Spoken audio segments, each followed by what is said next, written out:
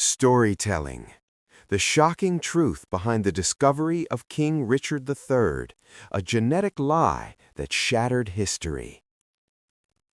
In 2012, archaeologists made an incredible discovery beneath a car park in Leicester, the skeleton of King Richard III, missing for over 500 years.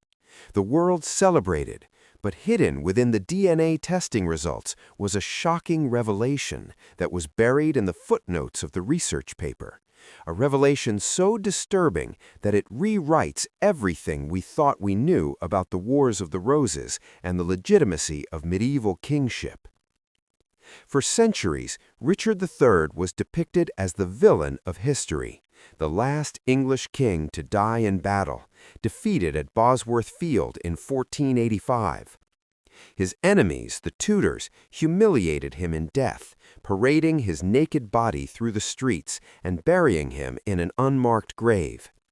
For over 5 centuries, his remains were lost, until one determined screenwriter, Philippa Langley, led a team to unearth them in a city council parking lot. What they found stunned the world. The skeleton they discovered bore the unmistakable signs of a violent death, multiple skull wounds suggesting Richard was killed in a brutal attack while unhorsed.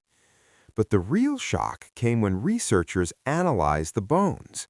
Richard had a pronounced case of scoliosis, which had long been exaggerated in Tudor propaganda. This condition, once dismissed as a bunchback, was confirmed through the bones, giving new insight into the king's physical appearance. But the true bombshell came when DNA testing confirmed the identity of the remains. The mitochondrial DNA matched a modern-day descendant, Michael Ibsen, confirming that they had indeed found Richard III. However, the story didn't end there. The Y chromosome DNA testing, meant to prove Richard's royal lineage, revealed something far more explosive, a total mismatch with the expected bloodline. The results suggested that somewhere in the 19 generations between Richard III and his royal ancestors, there was a break in the paternal lineage. This revelation sent shockwaves through the historical community. It meant that Richard III and possibly his father, Edward IV, were not of legitimate royal blood, an earth-shattering discovery that undermined the entire Plantagenet claim to the throne. For a decade, historians quietly debated the implications of this mismatch. Was it a minor scandal, or did it reveal a much deeper conspiracy? The answer came in 2025, when a groundbreaking study using new genetic sequencing technology uncovered the truth.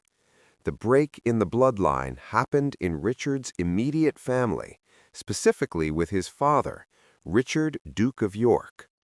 This revelation confirmed an old rumor that had been dismissed for centuries. Richard, Duke of York, the man who started the Wars of the Roses by claiming a superior bloodline to the reigning Lancasters, was almost certainly illegitimate. If the Duke of York was not the legitimate son of his father, then his children, including Edward IV and Richard III, had no rightful claim to the throne.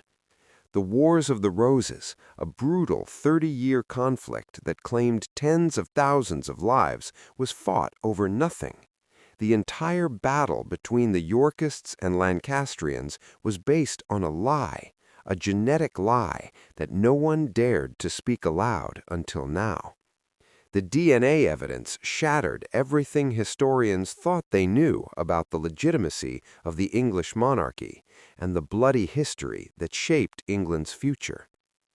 The 2026 study not only confirmed the illegitimacy of the Yorkist claim to the throne, but also opened the door to even wilder theories. Could Richard III have known the truth about his family's bloodline? Could the removal of the princes in the Tower have been an attempt to erase the living proof of a fraudulent lineage? For years, the truth was hidden in plain sight, buried in the footnotes of the 2014 research. But now, with modern technology and the hard, undeniable evidence, we know the disturbing truth.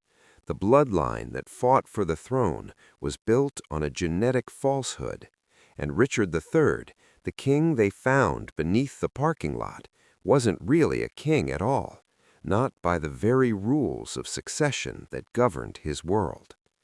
The story of Richard III isn't just a tale of medieval politics, it's the story of a genetic lie that reshaped history. And now, in 2026, the truth has finally come to light.